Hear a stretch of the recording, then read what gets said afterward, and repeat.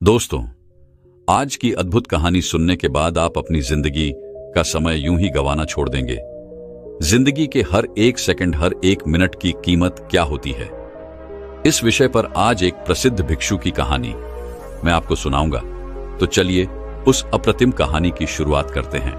बहुत समय पहले की बात है। एक नगरी में एक गुरु और एक शिष्य रहा करते थे। वह गुरु और शिष्य एक दिन एक यात्रा के लिए निकलते हैं। वह यात्रा अत्यधिक लंबी थी और जो रास्ता उन्होंने चुना था वह रास्ता अत्यधिक घने जंगलों से होकर गुजरता था। पास ही में एक नदी बह रही थी जिसे पार करने में उन गुरु और शिष्य को थोड़ा वक्त लग जाता है। उन गुरु ने अपने हाथों में एक थैला पकड़ रखा था और वह थैला बहुत ही भारी प्रतीत हो रहा था, जिसमें कुछ ऐसी चीज रखी थी जो अत्यधिक वजनी थी, अर्थात अत्यधिक भारी थी। और उस थैले को उन गुरुवर ने बहुत ही ध्यानपूर्वक पकड़ रखा था। वह गुरु व उस थैले को अपने आप से एक पल के लिए भी दूर नहीं कर रहे थे। ऐसे ही उन गुरुवर ने उस थैले को अपने हाथों में लेकर काफी दूर तक का सफर तय किया। लेकिन उसके बाद उस वजनी चीज के कारण उन गुरुवर के हाथों में दर्द महसूस होने लगा। इसलिए उन्होंने वह थैला अपने कंधों पर टांग लिया और आगे का सफर तय करने लगी। वह जंगल इतना घना और इतना बड़ा था कि उसका दूसरा छोर कहीं से नजर नहीं आ रहा था। वह गुरु और शिष्य दोनों उस जंगल के रास्ते से होकर गुजरते चले जा रहे थे। वहां पर और कोई भी नहीं था। तभी वह गुरु अपने शिष्य से कहते हैं, भंते, तुम्हें डर तो नहीं लग रहा? वह शिष्य अपने गुरु की यह बात सुनकर अत्यधिक हैरान हो जाता है और वह बड़ी हैरानी से अपने गुरुवर से कहता है गुरुवर, आप ये क्या कह रहे हैं? हम एक सन्यासी हैं, हमें किस बात का डर? आखिर आप ऐसा क्यों पूछ रहे हैं? पहले तो मैंने आपको यह कभी पूछते नहीं देखा। कहीं आप मेरी परीक्षा तो नहीं ले रहे? इस पर गुरुवर अपने उस शिष्य से कहते हैं, नहीं नहीं, मैं तो बस यह जानना चाहता था कि इतने घने जंगल में हम कब से चले जा रहे हैं।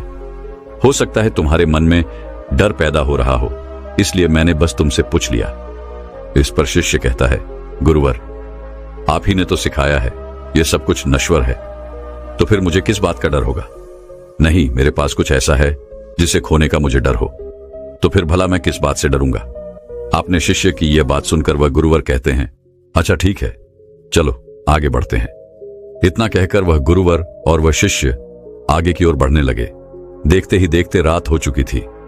रात में उन्होंने एक जगह पर रुकने का इंतजाम किया। चारों तरफ घना अंधेरा था, चारों तरफ एक सन्नाटा छाया हुआ था। तभी वह गुरुवर अपने उस शिष्य से कहते हैं, भंते, आज रात हम यहीं पर रुक जाते हैं और अगली सुबह हम अपनी यात्रा फिर से प्रारंभ करेंगे। वह शिष्य अपने उन गुरुवर की बात मान लेता है। कुछ देर बाद वो गुरु अपने शिष्य से कहते हैं, भंते, कहीं तुम्हें भय तो नहीं लग रहा? यह बात सुनकर वह शिष्य एक बार फिर से अपने गुरुवर से कहता है गुरुवर, मुझे किस बात से डर लगेगा? मैंने कोई गलत कार्य नहीं किया और ना ही मेरे पास खोने के लिए कुछ है। आप मेरी चिंता ना करें, मुझे कोई डर नहीं लग रहा। आप चैन से सो जाएं। आखिर हम कल सुबह आगे की यात्रा भी तो पूरी करनी है। इतना कहकर वह गुरु और शिष्य दोनों सो जाते हैं। अगली सुबह सूरज निकलने से ठीक पहले वह दोनों उठकर अपनी यात्रा फिर से प्रारंभ करते हैं और अपने मार्ग में आगे की ओर बढ़ने लगते हैं। जैसे जैसे सुबह हो रही थी वैसे वैसे सूर्य की किरणें भी तेज और तीव्र होती जा रही थीं। लेकिन वह गुरु और शिष्य आगे की ओर बढ़ते चले जा रहे थे। देखते ही देखते दोपहर का वक्त हो चुका था और अब उन महात्मा को जोरों की प्यास लग चुकी थी। दोनों ने जैसे तैसे उस घने जंगल को पार किया और उसके बाद जो गांव पड़ता था उसमें जाकर कुछ देर के लिए विश्राम किया। तभी वह गुरु अपने शिष्य से कहते हैं, भंते, मुझे जोरों की प्यास लगी है, मेरे लिए पानी लेकर आओ। इस पर शिष्य दौड़ा दौड़ा गांव के कुएं के पास जाता है। वहां से पानी निकालकर वह अपने गुरुवर को देता है। पानी पीते वक्त वह गुरुवर अपने उस थैले को अपने उस शिष्य को थमा देते हैं। वह थैला अत्यधिक भारी था। शिष्य ने जब उसे अपने हाथों में लिया तो वह यह समझ चुका था कि यह गुरुवर पहले से ही अपने थैले में कुछ ऐसा लिए घूम रहे हैं जिनके कारण इनके मन में कुछ डर उत्पन्न हो रहा है। वह यह सोचने लगा कि उसके गुरुवर उससे कुछ न कुछ छुपा रहे हैं। जरूर कोई बात है। जब उसने उन गुरुवर के थैले में हाथ डाला तो उस थैले में उसे एक सोने की ईंट मिली। उसने सोने की ईंट को निकालकर बाहर फेंक दिया और उसमें पत्थर की एक ईंट भर दी। उन गुरुवर ने पानी पीने के बाद तुरंत ही उस थैले को फिर से अपने हाथों में ले लिया और अपने शिष्य से कहते हैं, जाओ तुम भी पानी पी लो, अब हमें आगे का सफर तय करना है। शिष्य भी पानी पीकर आता है और उसके बाद वे दोनों सफर में आगे की ओर बढ़ चलते हैं। तभी उन्हें एक व्यक्ति मिलता है और वह उन गुरु से कहता है गुरुवर, इस गांव में रहना ठीक नहीं है। इस गांव में अत्यधिक चोर रहते हैं और यहाँ पर बहुत चोरियां होती हैं। यहाँ पर अक्सर लोगों का सामान चोरी हो जाता है। ये सुनकर वह गुरुवर अत्यधिक घबरा जाते हैं और अपने शिष्य से कहते हैं, भंते हैं, हमें यहां से जल्दी जल्दी निकलना चाहिए। हमें अपने मार्ग में तेजी से आगे बढ़ना चाहिए। इस पर शिष्य अपने गुरुवर से कहता है गुरुवर, आप निश्चिंत तो हो जाइए। अब हमें किसी भी प्रकार का कोई खतरा नहीं है और ना ही अब आपको डरने की कोई आवश्यकता है। अपने शिष्य के मुख से यह बात सुनकर वह गुरुवर अपने शिष्य से कहते हैं, भंते, तुम इतने विश्वास के साथ ये कैसे कह सकते हो कि अब हमें डरने की कोई आवश्यकता नहीं। इस पर शिष्य अपने गुरु से कहता है गुरुवर, जिस सोने की ईंट के कारण आप घबरा रहे थे, जिसे आपने शुरू से लेकर अब तक ढोया था, जिसका वजन आप लेकर इधर उधर घूम रहे थे, उसे मैंने कब का फेंक दिया है। इसलिए वह खतरा अब टल चुका है। अब वह खतरा हमारा पीछा नहीं कर सकता। इसलिए आप निश्चिंत हो जाइए और अब आपको डरने की भी कोई आवश्यकता नहीं। अपने शिष्य की यह बात सुनकर वह गुरु अपने थैले में हाथ डालकर देखते हैं तो उन्हें एक साधारण सा पत्थर मिलता है। तब वह अपने शिष्य से कहते हैं, भंते, इसमें जो सोने की ईंट थी वह कहां गई? इस पर वह शिष्य कहता है गुरुवर, जो आपकी परेशानी का कारण बना हुआ था, जो आपकी डर का कारण बना हुआ था, मैंने उसे निकालकर फेंक दिया है और उसकी जगह पर यह पत्थर की ईंट मैंने आपके थैले में रख दी थी ताकि आपको इसके बारे में जानकारी ना हो सके। इस पर वह गुरु कहते हैं, अर्थात इतनी देर से मैं केवल एक पत्थर का बोझ धो रहा था, एक पत्थर को लिए घूम रहा था और अकारण ही परेशान हो रहा था, डर रहा था, घबरा रहा था। इस पर शिष्य कहता है गुरुवर, आप तो व्यर्थ ही चिंतित हो रहे थे। वह सोने की ईंट भी हमारे किस काम की? वह तो हमारे लिए नश्वर है, व्यर्थ है। हमारे लिए तो सब एक समान है।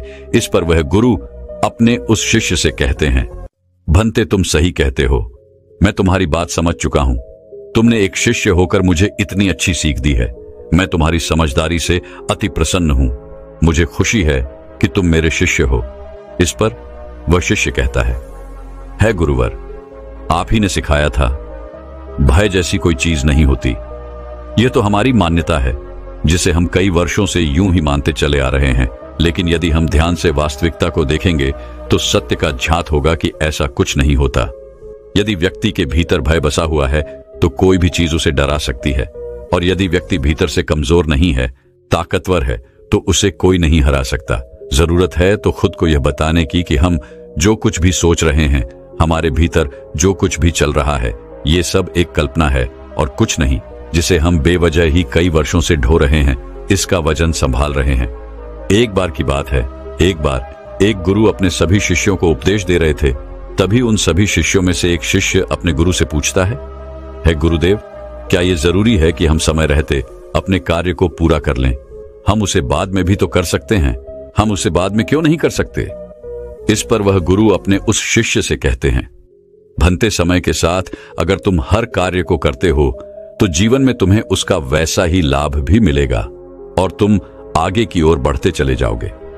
आगे वह गुरुवर अपने उस शिष्य से कहते हैं, समय एक ऐसी चीज है जो कभी किसी के लिए नहीं रुकता, इसलिए समय के साथ अपने कार्य को पूरा कर लेना चाहिए। यदि तुम अपने कार्य को कल पर टालते हो तो क्या तुम जानते हो कल क्या होगा? क्या तुमने कल देखा है? यह कोई नहीं जानता। तुम्हारा आज तुम्हारे पास है, इसलिए इस पर ध्यान दो, क्योंकि यदि यह समय निकल गया तो फिर कभी यह वापस नहीं आएगा। इस पर वो शिष्य कहता है, पर गुरुवर, ऐसा क्यों होता है? हम उस कार्य को बाद भी क्यों नहीं कर सकते? इस पर गुरुवर अपने उस शिष्य से कहते हैं, क्योंकि हर कार्य को करने का एक निश्चित समय होता है। इसे और अच्छे से समझाने के लिए मैं तुम्हें एक कहानी सुनाता हूं। इस कहानी को ध्यानपूर्वक सुनना और समझने का प्रयास करना। एक समय की बात है, एक व्यक्ति था जिसका एक बेटा भी था और उसका बेटा बहुत आलसी था।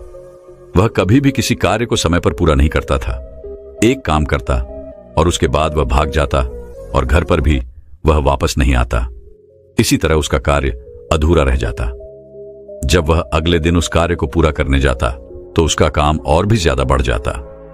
वह किसी भी कार्य को मेहनत और लगन के साथ पूरा नहीं कर पाता था और यह बात उसके पिता को बहुत अच्छे से पता थी कि उसका बेटा किसी भी कार्य को पूर्ण रूप से नहीं करता, ना ही किसी काम को सही ढंग से करता है।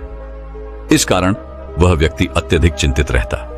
उसे यह समझ नहीं आ रहा था कि अपने बेटे को कैसे समझाए कि हर कार्य को उचित समय पर पूरा कर लेना चाहिए। देखते ही देखते समय बीत गया और वह व्यक्ति बूढ़ा हो चुका था। उसकी आय हो चुकी थी और अब उसे यह चिंता सताने लगी थी कि उसके बेटे को कौन संभालेगा, उसे कौन समझाए कि कैसे कोई कार्य सही समय पर और सही ढंग से करना चाहिए। एक दिन उसने यह तय किया कि वह अपने बेटे से इस विषय पर बात करेगा। उसी दिन शाम को खाने के वक्त वह व्यक्ति अपने बेटे को अपने पास बुलाता है और उसे समझाते हुए कहता है, बेटा, तुम जानते हो हम सब किसान हैं और किसानी करके ही हमारा पेट भरता है और हमारा जीवन भी इसी से चल रहा है। मैं जब तक स्वस्थ था मैंने पूरी लगन और मेहनत के साथ इस कार्य को पूरा किया है, लेकिन अब मैं बूढ़ा हो चुका हूं, मेरी उम्र हो चुकी है। अब मैं तुम्हारा साथ नहीं दे सकता और न जाने कब अब मेरा अंतिम समय भी आ जाए। फिर मेरे बाद इस काम को कौन देखेगा, कौन तुम्हारे परिवार को खिलाएगा, उसका ध्यान रखेगा। इसलिए मैं चाहता हूं कि तुम अभी से अपनी जिम्मेदारियां समझ लो और मेरा सारा कार्यभार आज से तुम संभाल लो। उस व्यक्ति के मुख से ये सारी बातें सुनकर उनका बेटा थोड़ा भावुक हो जाता है। तभी आगे उसका पिता उससे कहता है, तुम्हें अब से अपनी हर जिम्मेदारी को समझना होगा, अपने कर्तव्यों का पालन करना होगा, हर काम को स्वयं से करना होगा और यदि तुम अपने सभी कार्यों को समय पर पूरा कर लोगे तो निश्चित तौर पर तुम्हें सही और अच्छे फल भी मिलेंगे। इस पर वह लड़का थोड़ा सा क्रोधित होकर अपने पिता से कहता है, पिताजी, आप क्या कहना चाहते हैं? आपको क्या लगता है मैं अपना कोई कार्य पूरा नहीं करता? मैं खेत में जाता हूं, वहां रहता हूं, वहां की देखभाल करता हूं, घर के कामों के लिए भी जगह जगह जाता हूं, तो क्या ये सब कार्य नहीं है? क्या इन सबको कार्य नहीं कहते और क्या इन्हें मैंने बिना मन के ही पूरा किया है? इस पर उसके पिता कहते हैं, बेटा, मैं जानता हूं कि तुम रोज खेत जाते हो, लेकिन मुझे यह भी पता है कि तुम वहां जाकर एक पेड़ की छाया में सो जाते हो और अपना समय बर्बाद कर देते हो। मैंने खुद कई बार तुम्हें खेतों में सोते हुए देखा है और तुम कहते हो कि तुम घर के कामों के लिए बाजार जाते हो। मैंने तुम्हें कई बार बाजार के बहाने अपने मित्रों से मिलते हुए देखा है, उनसे घंटों बातें करते हुए देखा है, लेकिन तुम एक पल के लिए यह नहीं सोचते कि घर पर बूढ़े मां बाप हैं, उनका भी तो ख्याल रखना आवश्यक है।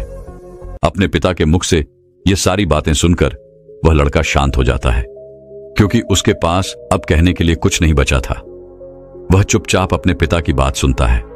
उसके पिता आगे कहते हैं, अपना हर कार्य पूरे मन, लगन और ईमानदारी के साथ करना चाहिए, क्योंकि ऐसा न करके तुम किसी और को नहीं बल्कि खुद को ही धोखा दे रहे हो, जो तुम्हारे लिए आगे बढ़कर बड़ी समस्या बन जाएगी और तब ना तो तुम्हें कोई समझाने वाला होगा और ना ही तुम्हारा कोई साथ देने वाला होगा। कल को यदि हम ना रहे तो तुम क्या करोगे? इसलिए समय रहते अपने कार्यों को संभाल लो और ईमानदारी और मेहनत के साथ अपना कार्य पूरा करो।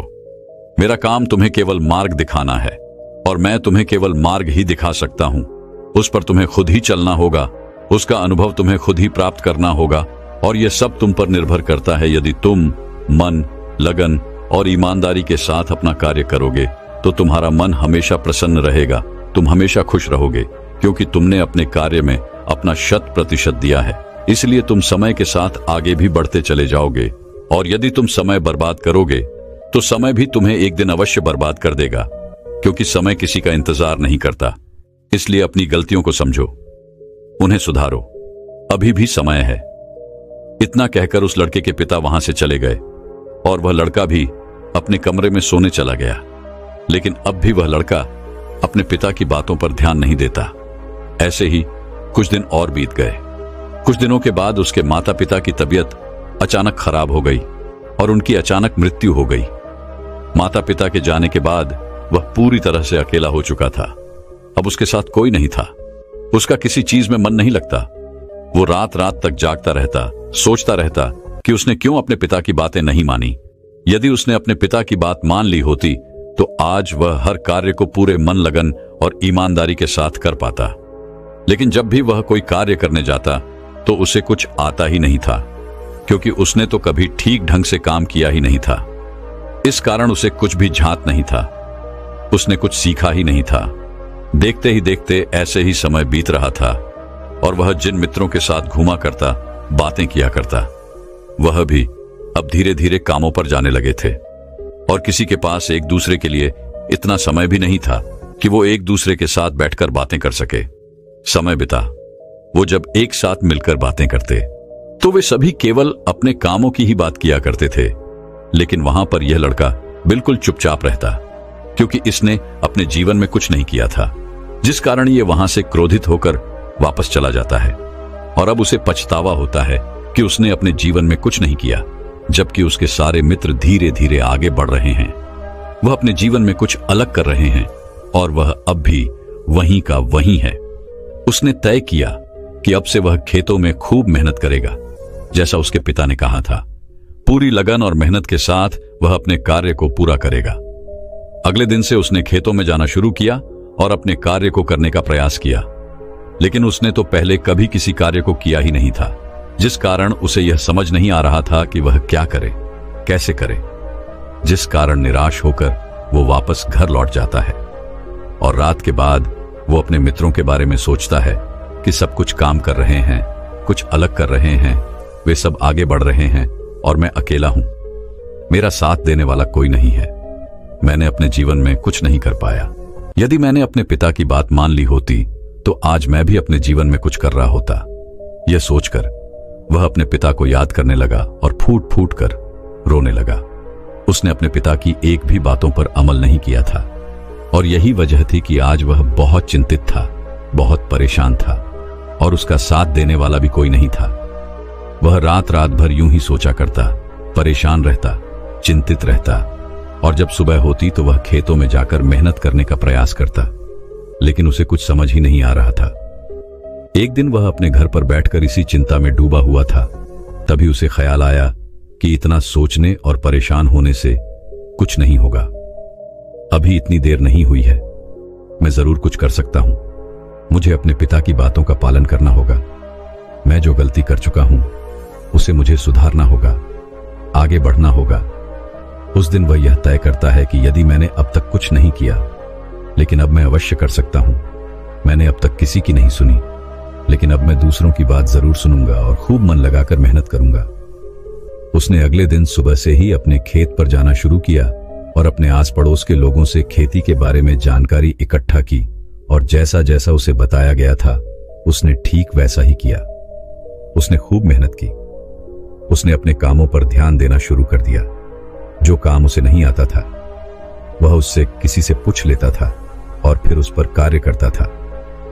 धीरे धीरे उसने मेहनत की महत्वता को समझ लिया था, समय की महत्वता को समझ लिया था।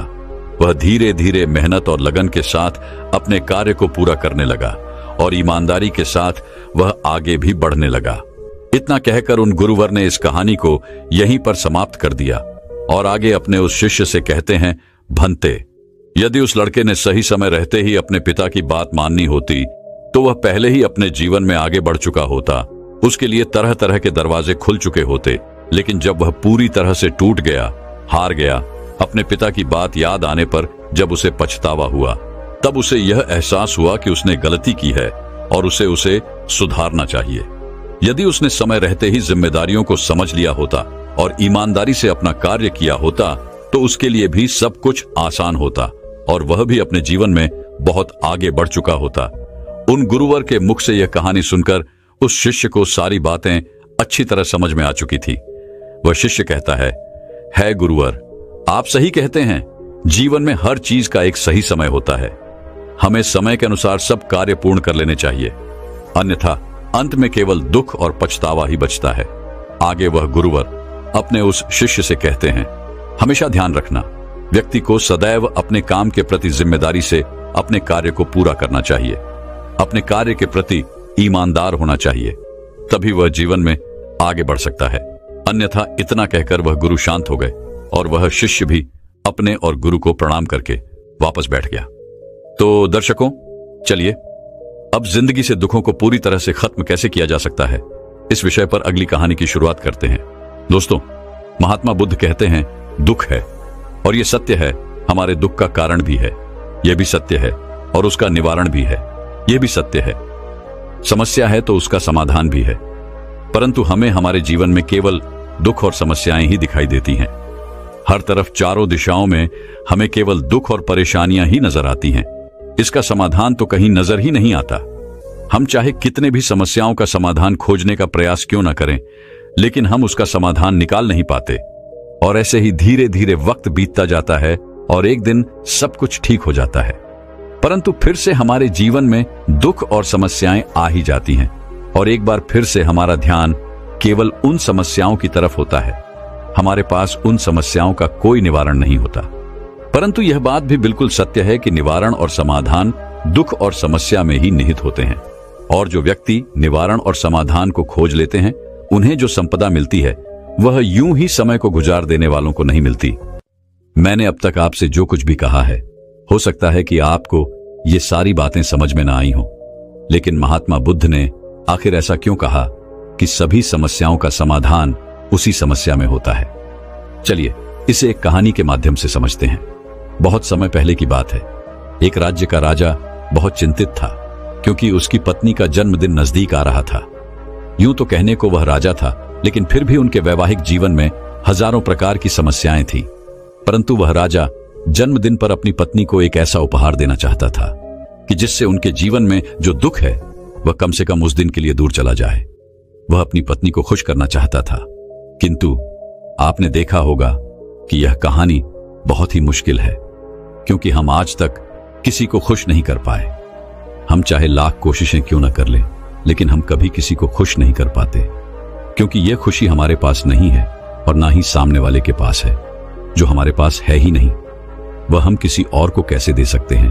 अर्थात अगर आपको किसी दूसरे को खुशी देनी है तो सबसे पहले आपको खुश होना होगा, आपको खुश महसूस करना होगा, अर्थात वो खुशी आपके पास होनी चाहिए, तभी तो आप किसी और को खुश रख सकते हैं।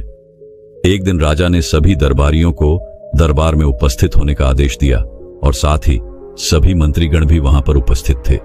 तभी राजा ने सभी से सुझाव मांगा, क्या आखिर वह किस प्रकार अपनी पत्नी को जन्मदिन पर खुश कर सकता है। आखिर कैसा उपहार दे जिस कारण राजा की पत्नी खुश हो सके।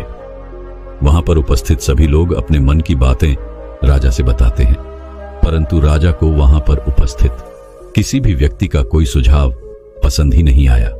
एक दिन संध्या के वक्त राजा अपने रथ से कहीं जा रहा था। तभी रास्ते में उसने एक बहुत ही सुंदर मूर्ति देखी। वह मूर्ति बहुत ही सुंदर और आकर्षक थी। उसे देखकर ऐसा प्रतीत होता था मानो उस मूर्ति में जान हो। उस मूर्ति को देखकर राजा बहुत प्रसन्न हुआ और वह तुरंत ही मूर्तिकार के पास पहुंचा, और राजा उस मूर्तिकार से कहता है, तुम तो बहुत बड़े कलाकार हो, तुम्हारी मूर्तियों में जान नजर आती है। ऐसा प्रतीत होता है कि तुम्हारी मूर्तियां जीवित हैं। हम तुम्हारी इन मूर्तियों को देखकर बहुत प्रसन्न हैं।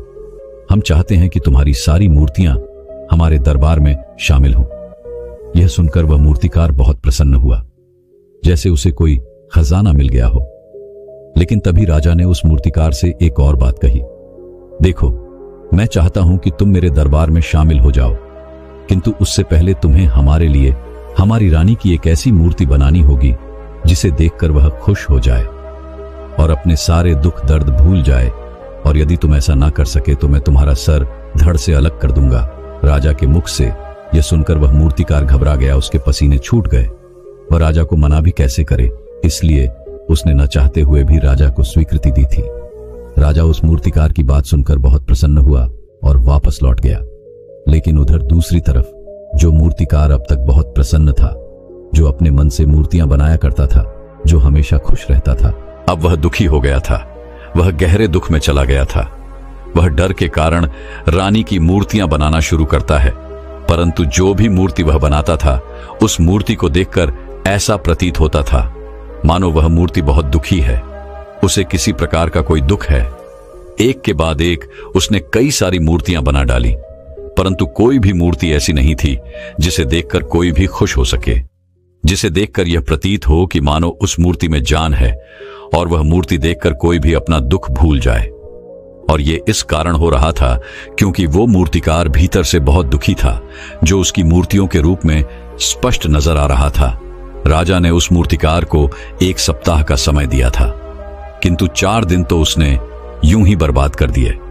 अब उसके पास केवल 3 दिन का ही समय बचा था, जिसके बारे में सोच सोचकर उस मूर्तिकार का गला सूखा जा रहा था। डर के कारण अब उसके हाथ पैर भी काम करना बंद कर चुके थे। उसके हाथ से हथौड़ी और छीनी तक नहीं चल रही थी और उसे अपना भविष्य नजर आ रहा था। उसे नजर आ रहा था कि वह राजा उसे मृत दंड दे रहा है। उसके बाद उसके परिवार का क्या होगा, उसके परिवार को कौन संभालेगा, यह सोच सोचकर उस मूर्तिकार का मन बैठा जा रहा था। तभी उसने एक योजना बनाई।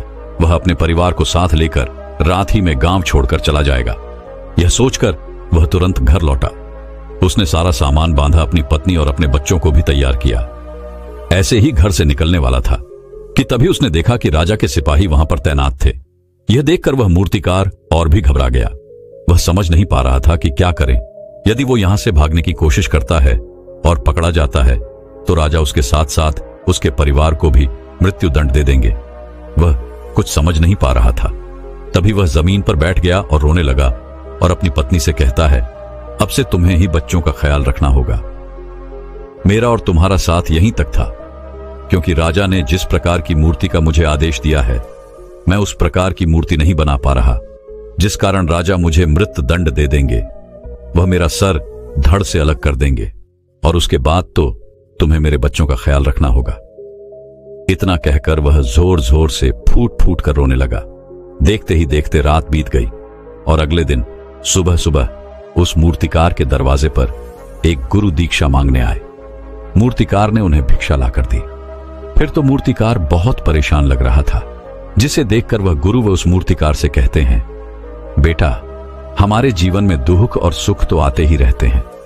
हमारे जीवन में दुख और समस्याएं तो होती ही हैं, किंतु इन सभी दुख और समस्याओं का समाधान और निवारण भी होता है, परंतु हम केवल दुख और समस्याएं ही देखते हैं। उन दुख और समस्याओं के छिपे निवारण और समाधान को हम कभी नहीं देख पाते। यदि तुम ध्यान से देखोगे तो हर समस्या का समाधान है और हर दुख का निवारण भी है। मैं ये अच्छी तरह जानता हूं कि तुम यहां से अपनी पत्नी और बच्चों को लेकर भाग जाना चाहते थे, किंतु ऐसा हो नहीं सका। उस मूर्तिकार ने जब उन गुरु के मुख से यह बात सुनी तो वह उनके चरणों में जा गिरा और हाथ जोड़कर उन गुरु से कहता है, हे गुरुवर, आप ही बताइए मैं क्या करूं।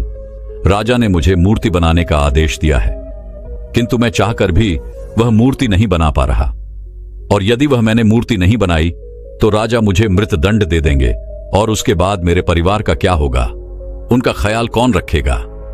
तभी वह गुरु उस मूर्तिकार से कहते हैं, बेटा, आंख बंद कर लेने से कुछ नहीं होने वाला, क्योंकि दुख और समस्याएं तो वहीं की वहीं खड़ी रहती हैं। ध्यान देने और कर्म करने से सब कुछ बदल जाता है। यदि तुम केवल आंखें बंद करके यह सोचोगे कि तुम्हारी समस्याएं चली जाएंगी तो ऐसा कभी नहीं होगा। इतना कहकर उन गुरुओं ने उस मूर्तिकार के कानों में कुछ कहा और उसके बाद वो वहां से चले गए। उनको रुके। वहां से चले जाने के बाद वह मूर्तिकार महल गया, जिसे देखकर राजा उस मूर्तिकार से कहता है, लगता है तुमने समय से पहले ही एक अद्भुत मूर्ति तैयार कर ली है। बताओ वह मूर्ति कहां है, मैं भी उसे देखना चाहता हूं। इस पर वह मूर्तिकार जवाब देते हुए कहता है, महाराज, अभी तक मैंने मूर्ति तैयार नहीं की है, परंतु आपके दिए हुए समय पर मैं अवश्य ही वह अद्भुत मूर्ति तैयार कर लूंगा। लेकिन उससे पहले मेरा एक बार महारानी से मिलना बहुत आवश्यक है, अन्यथा वह अद्भुत मूर्ति तैयार नहीं हो पाएगी और फिर आप चाहें तो मुझे मृत्यु दंड दे सकते हैं। राजा ने उस मूर्तिकार की सारी बातें ध्यानपूर्वक सुनी और उसके बाद राजा ने मूर्तिकार को महारानी से मिलवाया। मूर्तिकार महारानी से मिलने के बाद महारानी से प्रश्न करते हुए कहता है, महारानी जी, किसी भी औरत के जीवन का सबसे बड़ा दुख क्या हो सकता है। इस पर महारानी जवाब देते हुए उस मूर्तिकार से कहती हैं, किसी औरत का मानव बन पाना उसका सबसे बड़ा दुख है। तभी वह मूर्तिकार महारानी से एक और प्रश्न करते हुए कहता है, महारानी जी, किसी औरत के जीवन का सबसे बड़ा सुख क्या है। महारानी उस मूर्तिकार के इस प्रश्न का जवाब देते हुए कहती हैं, किसी भी औरत के जीवन का सबसे बड़ा सुख उसके पति और उसके बच्चों का उसके पास होना है। महारानी के मुख से अपने प्रश्नों का जवाब जानकर मूर्तिकार बहुत प्रसन्न हुआ और उनसे आज्ञा लेकर वह वापस अपने घर लौट आया और अब से रात दिन उस मूर्ति पर काम करने लगा। देखते ही देखते पूरे 3 दिन पूरे हो गए।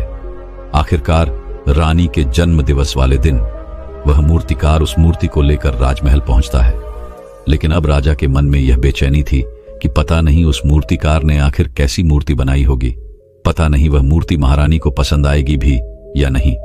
इस प्रकार के कई प्रश्न राजा के मन में चल रहे थे।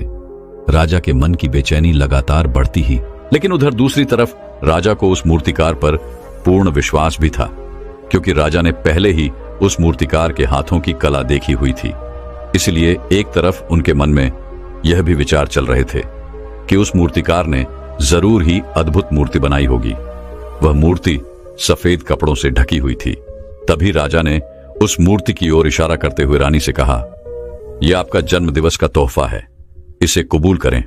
उसके बाद रानी ने अपने हाथों से उस मूर्ति से वह कपड़ा हटाया और इस मूर्ति को देखते ही रानी की आंखों से आंसू बहने लगे और यह देखकर राजा को ऐसा प्रतीत हुआ कि मानो महारानी को यह मूर्ति पसंद नहीं है।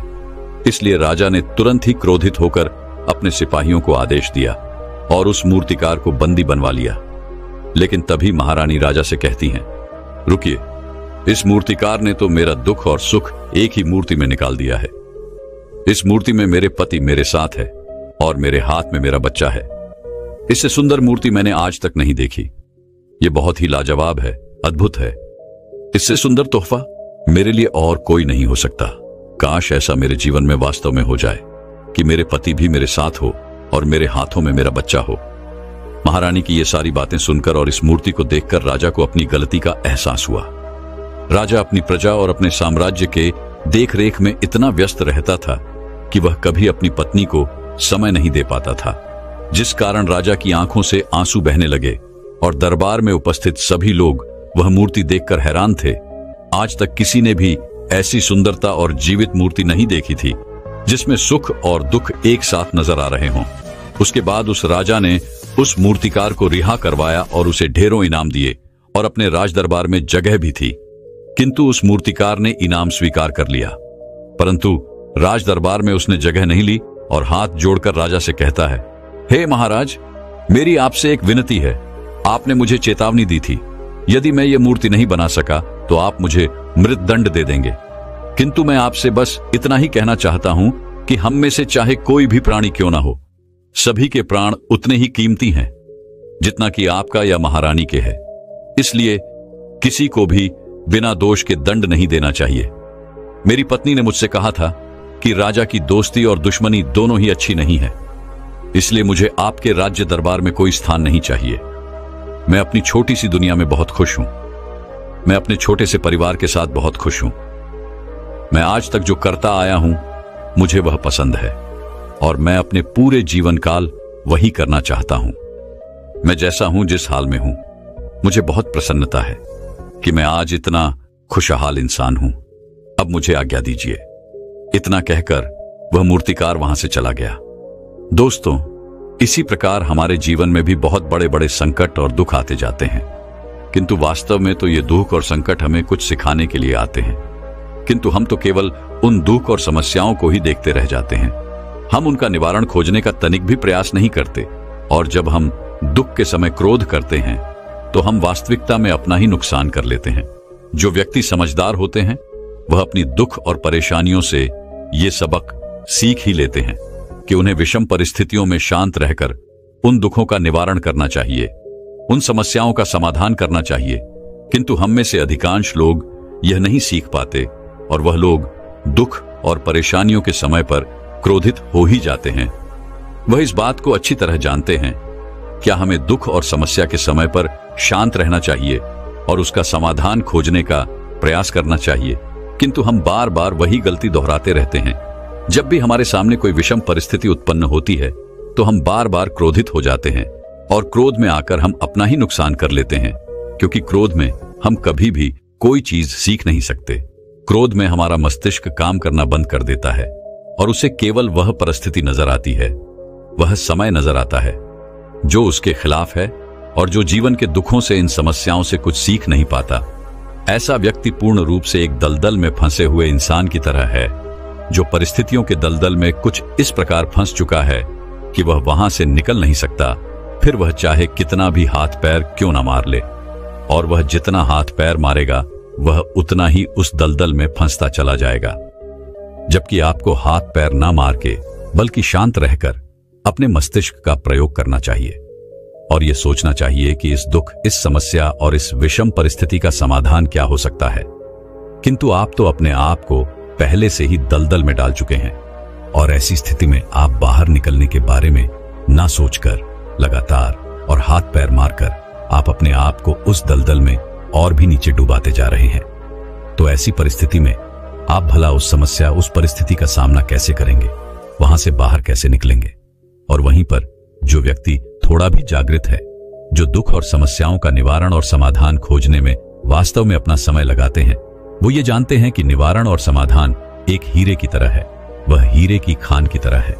जिस प्रकार एक हीरे को ढूंढा जाता है, फिर उसे तराशा जाता है, जिसके बाद उस हीरे की कीमत बहुमूल्य हो जाती है, ठीक वैसे ही दुख और समस्या में समाधान और निवारण खोजने की आवश्यकता होती है और वह हमें खोजना भी चाहिए। और जब ये आपको मिल जाते हैं, तब आपको एक ऐसी संपदा मिलती है, एक ऐसी समझ, एक ऐसा विश्वास, एक ऐसी शक्ति मिलती है कि उसके बाद आपके सामने जब भी कोई समस्या या कोई परेशानी आती है तो आप अकेले नहीं होते, बल्कि आप ये समझ जाते हैं कि वो विषम परिस्थिति आपको कुछ सिखाने आई है और आप उसका डटकर सामना करते हैं। उससे वो सारी चीजें सीखते हैं जो वो आपको सिखाना चाहती है और उसके बाद आप और भी मजबूत होते चले जाते हैं। आपका विश्वास और भी बढ़ता चला जाता है, आप और भी शक्तिवान और बलवान होते चले जाते हैं। इसीलिए महात्मा बुद्ध कहते हैं कि यदि दुख है तो उसका निवारण भी है, यदि समस्या है तो उसका समाधान भी है। इसलिए केवल दुख में उलझे मत रहिए, बल्कि उस दुख का निवारण कीजिए और यही आपको करना चाहिए। केवल हाथ पर हाथ धरे बैठे रहने से या फिर यूं ही समय को गंवाने से आपको कभी भी उसका निवारण नहीं मिलेगा, बल्कि जितना आप उस दुख और समस्या से अपनी जान छुड़ाकर भागने की कोशिश करेंगे, वह उतने ही तीव्रता से आपके पीछे भागेगी और जैसे जैसे समय बीतता जाएगा वह दुख और समस्या और भी विकराल रूप ले लेगी और तब उसका सामना करना और भी मुश्किल हो जाएगा। इसलिए यदि कोई दुख और समस्या अभी आपके सामने है तो उससे लड़िए, डटकर सामना कीजिए, उससे सीखिए और निवारण कीजिए। दोस्तों, मैं उम्मीद करता हूं कि यह कहानी सुनने से आपके जीवन में अच्छे बदलाव आए होंगे। आपको इस वीडियो से क्या सीखने मिला ये कमेंट करके जरूर बताएं और अपने परिवार, दोस्तों या आपके करीबी इंसान के साथ ये कहानी शेयर करके उन्हें भी इस ज्ञान से परिचित करवाएं।